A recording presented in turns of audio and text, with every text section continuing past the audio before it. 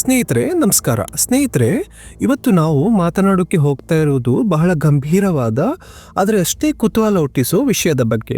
International cricket council ಅಂದರೆ ICC ಪಾಕಿಸ್ತಾನಕ್ಕೆ ಒಂದು ಭಾರಿ ವಾರ್ನಿಂಗ್ ಕೊಟ್ಟಿದೆ ಅನ್ನೋ ಮಾತು ಈಗ ವಿಶ್ವ ಕ್ರಿಕೆಟ್ನಲ್ಲಿ ಸುತ್ತಾಡ್ತಾ ಇದೆ. ಇವಾಗ ನೀವು ಕೇಳ್ಬೋದು, ಏನಪ್ಪ ಇದು ವಾರ್ನಿಂಗ್? ಈ ವಾರ್ನಿಂಗ್ ಸಾಮಾನ್ಯ ವಾರ್ನಿಂಗ್ ಅಲ್ಲ ಸ್ನೇಹಿತರೆ. ಬಯಲ್ಯಾಟ್ರಲ್ ಸೀರೀಸ್ ಇಲ್ಲ, ಏಷ್ಯಾ ಕಪ್ನಿಂದ ಹೊರಗಿಡಬಹುದು, PSLಗೆ ಇಂಟರ್ನ್ಯಾಷನಲ್ ಪ್ಲೇಯರ್ಸ್ ವಿಶೇಷ ವಿಂಡೋ ಕೊಡೋದಕ್ಕೂ ಈ ವಾರ್ನಿಂಗ್ ತಡೆಯಾಗ್ಬೋದು. ಅತಿ ಮುಖ್ಯವಾಗಿ ಪಾಕಿಸ್ತಾನ ಕ್ರಿಕೆಟ್ ಸಂಪೂರ್ಣವಾಗಿ ಐಸೋಲೇಟೆಡ್ ಆಗೋ ಅಪಾಯ. ಅಂದರೆ ಸರಳವಾಗಿ ಹೇಳಬೇಕು ಅಂದರೆ ಕ್ರಿಕೆಟ್ ಸ್ಯಾಂಕ್ಷನ್ಸ್. ನಾವು ಈ ಸ್ಯಾಂಕ್ಷನ್ಸ್ ಅನ್ನೋ ವರ್ಡ್ ಜಿಯೋ ಪಾಲಿಟಿಕ್ಸ್ ವಿಷಯದಲ್ಲಿ ಕೇಳೇ ಇರ್ತೀವಿ. ಇವಾಗ ಅದು ಕ್ರಿಕೆಟ್ಗೂ ಕೂಡ ಕಾಲು ಇಟ್ಟಿದೆ. ಇದೀಗ ಈ ವಿಷಯ ಯಾಕೆ ಅಷ್ಟೊಂದು ದೊಡ್ಡದಾಗಿದೆ ಅಂದರೆ ಇದಕ್ಕೆ ಒಂದು ಬ್ಯಾಕ್ಗ್ರೌಂಡ್ ಇದೆ ಸ್ನೇಹಿತರೆ. ಕೆಲವು ದಿನಗಳ ಹಿಂದೆ ಈ ಬಾಂಗ್ಲಾದೇಶ ಒಂದು ಹೇಳಿಕೆ ಮಾಡ್ತು, ಭಾರತದಲ್ಲಿ ನಡೆಯೋ T20 ವಿಶ್ವಕಪ್ನಲ್ಲಿ ನಾವು ಆಡೋದಿಲ್ಲ ಅಂತ. ಕಾರಣ ಏನಂತ ಕೇಳಿದ್ರೆ ಸೆಕ್ಯೂರಿಟಿ. ವಿಚಿತ್ರ ಅಂದರೆ ಆ ದೇಶದ ಒಳಗೆ ಅಲ್ಲಿನ ಸಿಟಿಸನ್ಸ್ಗೆ ಸೆಕ್ಯೂರಿಟಿ ಇಲ್ಲ, ಅವರು ಇಂಡಿಯಾದ ಸೆಕ್ಯೂರಿಟಿ ಬಗ್ಗೆ ಮಾತಾಡೋದು ದೊಡ್ಡ ವಿಪರ್ಯಾಸನೇ ಸರಿ. ಆದರೆ ಸ್ನೇಹಿತರೆ, ಈ ಸೆಕ್ಯೂರಿಟಿ ಭಯ ಅನ್ನೋದು ಸ್ಟ್ಯಾಂಡರ್ಡ್ ಕಂಟ್ರೀಸ್ ಆದ ಸ್ಕಾಟ್ಲೆಂಡ್ಗೆ ಇಲ್ಲ, ಇಂಗ್ಲೆಂಡ್ಗೆ ಇಲ್ಲ, ಆಸ್ಟ್ರೇಲಿಯಾಗೆ ಇಲ್ಲ. ವಿಶ್ವದ ಬಹುತೇಕ ಎಲ್ಲ ದೇಶಗಳು ಭಾರತಕ್ಕೆ ಬರೋಕ್ಕೆ ರೆಡಿ ಆಗಿವೆ. ಆದರೆ ಬಾಂಗ್ಲಾದೇಶ ಮಾತ್ರ ಸೆಕ್ಯೂರಿಟಿ ಭಯ ಅಂತ ಹೇಳ್ತಾ ಇದೆ. ಇದೇ ಸಮಯದಲ್ಲಿ ಈ ಪಾಕಿಸ್ತಾನದಲ್ಲಿ ಏನಾಯಿತು ಗೊತ್ತಾ? ಅಲ್ಲಿನ ಕೆಲವು ಮಾಜಿ ಕ್ರಿಕೆಟರ್ಗಳು, ಫ್ಯಾನ್ಸ್ಗಳು ಪಾಕಿಸ್ತಾನ ಕ್ರಿಕೆಟ್ ಬೋರ್ಡ್ನ ಮೇಲೆ ಒತ್ತಡ ಹಾಕೋಕ್ಕೆ ಸ್ಟಾರ್ಟ್ ಮಾಡಿದರು. ಏನಂತ ಅಂದರೆ, ನಾವು ಬಾಂಗ್ಲಾದೇಶ ಜೊತೆ ನಿಂತು ಭಾರತದಲ್ಲಿ ನಡೆಯೋ T20 ವಿಶ್ವಕಪ್ಪನ್ನು ಬಾಯ್ಕಾಟ್ ಮಾಡಬೇಕು ಆ್ಯಂಡ್ ನಮ್ಮ ಟೀಮ್ನ ಅಲ್ಲಿಗೆ ಕಳಿಸಬಾರ್ದು ಅಂತ ಎಂಟೈರ್ ಪಾಕಿಸ್ತಾನದಲ್ಲಿ ಒಂದು ಆನ್ಲೈನ್ ಟ್ರೆಂಡ್ ಸ್ಟಾರ್ಟ್ ಆಗುತ್ತೆ. ಇದು ದೊಡ್ಡ ತಮಾಷೆನೇ ಸರಿ. ಈ ದೇಶದಿಂದ ನಾವು ಇದನ್ನು ಬಿಟ್ಟು ಬೇರೇನು ಎಕ್ಸ್ಪೆಕ್ಟ್ ಮಾಡಲಿಕ್ಕೆ ಸಾಧ್ಯ ಹೇಳಿ ಸ್ನೇಹಿತರೆ? ಅದಾದಮೇಲೆ ಈ ಪಾಕಿಸ್ತಾನ್ ಕ್ರಿಕೆಟ್ ಬೋರ್ಡ್ನ ಚೇರ್ಮನ್ ಇದ್ದಾನಲ್ವಾ, ಮೊಯ್ಸಿನ್ ನಖ್ವಿ, ಒಂದು ಸ್ಟೇಟ್ಮೆಂಟ್ ಕೊಡ್ತಾನೆ. ನಿಮಗೆ ನೆನಪಿರ್ಬೋದು, ದುಬೈಯಲ್ಲಿ ಏಷ್ಯಾ ಕಪ್ ಟ್ರೋಫಿನ ಇಂಡಿಯನ್ ಟೀಮ್ಗೆ ಕೊಡದೆ ಹಾರಿಸ್ಕೊಂಡು ಹೋದ ಮಹಾನುಭಾವ ಇವನೇ. ಇವ ಹೇಳ್ತಾನೆ, ಬಾಂಗ್ಲಾದೇಶಕ್ಕೆ ಅನ್ಯಾಯ ಆಗ್ತಿದೆ, ಅವರ ಬೆಂಬಲಕ್ಕೆ ನಾವು ಕೂಡ T20 ವಿಶ್ವಕಪ್ ಆಡದೇ ಇರಬಹುದು ಅಂತ. ಗಮನಿಸಿ ಸ್ನೇಹಿತರೆ, ಅವನು ಹೇಳಿದ್ದು ಆಡದೇ ಇರಬಹುದು, ಬಟ್ ಆ ನಿರ್ಧಾರ ಇನ್ನೂ ಫೈನಲ್ ಆಗಿಲ್ಲ.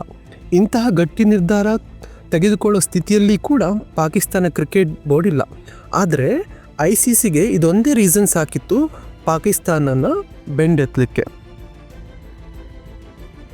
ICC ನೇರವಾಗಿ ಹೇಳಿಬಿಟ್ಟಿದೆ, ನೀವು ಒಂದು ವೇಳೆ ಬಾಂಗ್ಲಾದೇಶ ಜೊತೆ ಸೇರಿಕೊಂಡು ಭಾರತದಲ್ಲಿ ನಡೆಯೋ ವಿಶ್ವಕಪ್ ಬಾಯ್ಕಾಟ್ ಮಾಡಿದರೆ ನಾವು ನಿಮ್ಮನ್ನು ಕ್ರಿಕೆಟಿಂದ ಸಸ್ಪೆಂಡ್ ಮಾಡ್ತೀವಿ, ಬಯಲ್ಯಾಟ್ರಲ್ ಸೀರೀಸ್ ಕೂಡ ಆಡಲಿಕ್ಕೆ ಬಿಡಲ್ಲ, PSL ಮೇಲೂ ಕೂಡ ನಿರ್ಬಂಧ ಹಾಕ್ತೀವಿ, ಆ್ಯಂಡ್ ಫೈನಲಿ ಏಷ್ಯಾ ಕಪ್ನಿಂದ ಕೂಡ ಹೊರ ಹಾಕ್ಬೋದು ಅಂತ ಖಡಕ್ ವಾರ್ನಿಂಗ್ ಕೊಟ್ಟಿದೆ. ಇದು ಡಿಪ್ಲೊಮೆಸಿ ಅಲ್ಲ ಸ್ನೇಹಿತರೆ, ಇದು ಡೈರೆಕ್ಟ್ ವಾರ್ನಿಂಗ್. ಇಲ್ಲಿ ಒಂದು ಪ್ರಶ್ನೆ ಬರ್ತದೆ, ಈ ಮೊಯ್ಸಿನ್ ನಖ್ವಿ ಯಾರು ಅಂತ. ಎಲ್ಲ ಕ್ರಿಕೆಟ್ ಫ್ಯಾನ್ಸ್ಗೆ ಗೊತ್ತು ಇವನು ಯಾರು ಅಂತ. ಇವನು ಈ ಹಿಂದೆ ಹೇಳಿದ್ದ ಭಾರತದ T20 ವಿಶ್ವಕಪ್ ಡಿರೇಲ್ ಮಾಡ್ತೀನಿ ಅಂತ. ಈ ಮಹಾನುಭಾವನೆ ಏಷ್ಯಾ ಕಪ್ 2025 ಟ್ರೋಫಿಯನ್ನು ಕತ್ಕೊಂಡು ಹೋಗಿದ್ದು. ಪಾಕಿಸ್ತಾನದಲ್ಲಿ PCB ಚೇರ್ಮನ್ ಅಂದರೆ ಕ್ರಿಕೆಟ್ ಅಡ್ಮಿನ್ ಅಲ್ಲ ಸ್ನೇಹಿತರೆ, ಅದೊಂದು ಪವರ್ಫುಲ್ ಪೋಸ್ಟ್. ಆದರೆ ವಿಪರ್ಯಾಸ ಏನಂದರೆ ಅದರ ಮೇಲೆ ಕೂತ್ಕೊಂಡಿರೋ ಎಲ್ಲ ವ್ಯಕ್ತಿಗಳು ಒಂದಾನೊಂದು ರೀತಿಯಲ್ಲಿ ಜೋಕಸ್ಗಳೇ. ಈ ಮೊಯ್ಸಿನ್ ನಖ್ವಿ ಹೇಳ್ತಾನೆ, ಬಾಂಗ್ಲಾದೇಶಕ್ಕೆ ಅನ್ಯಾಯ ಆಗ್ತಾ ಇದೆ ಅಂತ. ನಾನು ICC ಬೋರ್ಡ್ ಮೀಟಿಂಗ್ನಲ್ಲೂ ಕೂಡ ಇದನ್ನೇ ಹೇಳಿ ಬಂದಿದ್ದೀನಿ ಅಂತ ಆತ ಹೇಳ್ತಾನೆ. ಆದರೆ ಇಲ್ಲಿ ಲಾಜಿಕ್ ಏನು? ಇಂಡಿಯಾದಲ್ಲಿ T20 ವಿಶ್ವಕಪ್ ಆಗ್ತಾ ಇದೆ, ಬನ್ನಿ ಆಡಿ ಆ್ಯಂಡ್ ಹೋಗಿ. ಇದೇ ಇಂಡಿಯಾದಲ್ಲಿ IPL ಆಡೋದಕ್ಕೆ ನೀವು ನಿಮ್ಮ ಸ್ಟಾರ್ ಪ್ಲೇಯರ್ ಮುಸ್ತಫಿಜುರ್ ರೆಹಮಾನ್ಗೆ ಅನುಮತಿ ಕೊಟ್ಟಿದ್ರಿ ತಾನೆ, ಆವತ್ತು ಸೆಕ್ಯೂರಿಟಿ ಪ್ರಾಬ್ಲಮ್ ಇರಲಿಲ್ವಾ? ಅಂದಹಾಗೆ ಈ ಬಾಂಗ್ಲಾದೇಶಿ ಪ್ಲೇಯರ್ ಮುಸ್ತಫಿಜುರ್ ರೆಹಮಾನ್ನ ಕೋಲ್ಕತ್ತಾ ನೈಟ್ ರೈಡರ್ಸ್ ಟೀಮ್ ಆಕ್ಷನ್ನಲ್ಲಿ ಬೈ ಮಾಡಿತ್ತು. ಆದರೆ ಇತ್ತೀಚೆಗೆ ಬಾಂಗ್ಲಾದೇಶದಲ್ಲಿ ನಡೆದ ಭಾರತ ವಿರೋಧಿ ಆಕ್ಟಿವಿಟೀಸ್ ನೋಡಿ ಒಂದು ಟ್ರೆಂಡ್ ಸ್ಟಾರ್ಟ್ ಆಗಿತ್ತು, ಬಾಯ್ಕಾಟ್ ಬಾಂಗ್ಲಾದೇಶಿ ಪ್ಲೇಯರ್ಸ್ ಇನ್ IPL ಅಂತ. ಆವಾಗ KKR ತಂಡ ಮುಸ್ತಫಿಜುರ್ ರೆಹಮಾನ್ನ IPLನಿಂದ ರಿಲೀಸ್ ಮಾಡಿತ್ತು. ಸೊ ಬಾಂಗ್ಲಾ ಪ್ಲೇಯರ್ಸ್ ಹೆಸರು ಪಡೆದ ನಂತರ ಇವರಿಗೆಲ್ಲ ಭಾರತ ಸೇಫ್ ಅಲ್ಲ ಅನ್ಸೋಕೆ ಸ್ಟಾರ್ಟ್ ಆಯಿತು ಅನಿಸುತ್ತೆ. ಅಸಲಿ ಸಮಸ್ಯೆ ಸೆಕ್ಯೂರಿಟಿ ಅಲ್ಲ ಸ್ನೇಹಿತರೆ, ಅಸಲಿ ಸಮಸ್ಯೆ ಭಾರತದ ಕ್ರಿಕೆಟ್ ಇಕಾನಮಿ. ಭಾರತ ಇವತ್ತು ವಿಶ್ವ ಕ್ರಿಕೆಟ್ನ ಅತಿ ದೊಡ್ಡ ಶಕ್ತಿ. ಹಣ, ಆಡಿಯನ್ಸಸ್, ಬ್ರಾಡ್ಕಾಸ್ಟ್, ಇನ್ಫ್ಲೂಯೆನ್ಸ್ ಎಲ್ಲವೂ ಭಾರತ ಹತ್ತಿರ ಇದೆ. ಇದೇ ಈ ಪಾಕಿಸ್ತಾನ ಮತ್ತು ಬಾಂಗ್ಲಾದೇಶ್ಗೆ ಇರೋ ಹೊಟ್ಟೆ ಕಿಚ್ಚು. ಮತ್ತು ಆ ರೆಪ್ಯುಟೇಷನ್ನ ಎಷ್ಟು ಹಾಳು ಮಾಡಲು ಸಾಧ್ಯ ಆಗುತ್ತೆ ಅಷ್ಟು ಟ್ರೈ ಮಾಡ್ತಾ ಇದ್ದಾವೆ ಈ ಎರಡು ದೇಶಗಳು. ಆದರೆ BCCI ಇದಕ್ಕೆಲ್ಲ ತಲೆನೇ ಕೆಡಿಸ್ಕೊಳ್ಳಲ್ಲ ಬಿಡಿ, ಯಾಕಂದರೆ BCCI ಜೊತೆ ಇರೋದು ಲಾಯಲ್ ಇಂಡಿಯನ್ ಕ್ರಿಕೆಟ್ ಫ್ಯಾನ್ಸ್. ಆದರೆ ICC ಇಲ್ಲಿ ಕ್ಲಿಯರ್ ಆಗಿ ಹೇಳಿಬಿಟ್ಟಿದೆ, ಒಂದು ದೇಶಕ್ಕೆ ಒಂದು ನಿಯಮ, ಇನ್ನೊಂದು ದೇಶಕ್ಕೆ ಇನ್ನೊಂದು ನಿಯಮ, ಇದು ನಡೆಯಲ್ಲ ಅಂತ. ಬಾಂಗ್ಲಾದೇಶ ಆಡಬೇಕು, ಪಾಕಿಸ್ತಾನ ಕೂಡ ಆಡಬೇಕು, ಇಲ್ಲಾಂದರೆ ನಿಮ್ಮ ಜಾಗಕ್ಕೆ ಬೇರೆ ತಂಡ ಅಂತ ಇವಾಗಲೇ ಹೇಳಿಬಿಟ್ಟಿದೆ. ಈಗಾಗಲೇ 20 ತಂಡಗಳ ಟೂರ್ನಿಯಲ್ಲಿ ಬಾಂಗ್ಲಾದೇಶ ಜಾಗಕ್ಕೆ ಸ್ಕಾಟ್ಲ್ಯಾಂಡ್ ಬಂದಿದೆ. ಪಾಕಿಸ್ತಾನ ಹೊರ ಹೋದರೆ ಇನ್ನೊಂದು ಟೀಮ್ನ ಕೂಡ ಕರ್ಕೊಂಡು ಬರ್ತೀವಿ, ಪಾಕಿಸ್ತಾನ್ಗೆ ರಿಪ್ಲೇಸ್ ಆಗಿ ಅಂತ ಖಡಕ್ ಆಗಿ ICC PCBಗೆ ವಾರ್ನಿಂಗ್ ಮಾಡಿದೆ. ಇದೀಗ ಅತಿ ಮುಖ್ಯ ಪ್ರಶ್ನೆ, ಪಾಕಿಸ್ತಾನ ನಿಜವಾಗ್ಲೂ T20 ವರ್ಲ್ಡ್ ಕಪ್ನ ಬಾಯ್ಕಾಟ್ ಮಾಡ್ತಾ ಅಂತ. ಇಲ್ಲಿ ಸ್ನೇಹಿತರೆ ಒಂದು ದೊಡ್ಡ ಅಂಶ ಇದೆ, ಪಾಕಿಸ್ತಾನ ಕ್ರಿಕೆಟ್ ಬೋರ್ಡ್ನ ಫಿನಾನ್ಷಿಯಲ್ ಸ್ಥಿತಿ.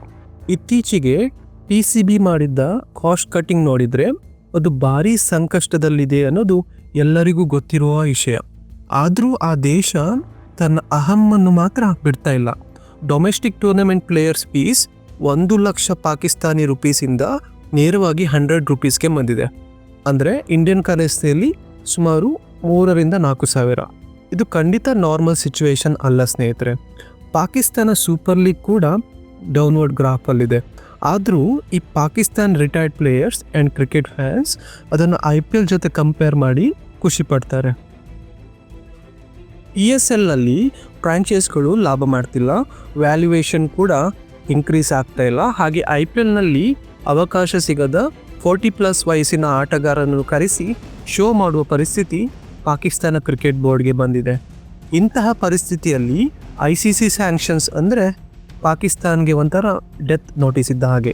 ಅದಕ್ಕೆ ಪಾಕಿಸ್ತಾನ ಈ ರಿಸ್ಕ್ ತೆಗೆದುಕೊಳ್ಳೋ ಸಾಧ್ಯತೆ ತುಂಬ ಕಡಿಮೆ. ಒಂದು ವೇಳೆ ತೆಗೆದುಕೊಂಡ್ರೆ ಅದರ ಪರಿಣಾಮ ತುಂಬ ಗಂಭೀರ ಆಗಿರುತ್ತೆ.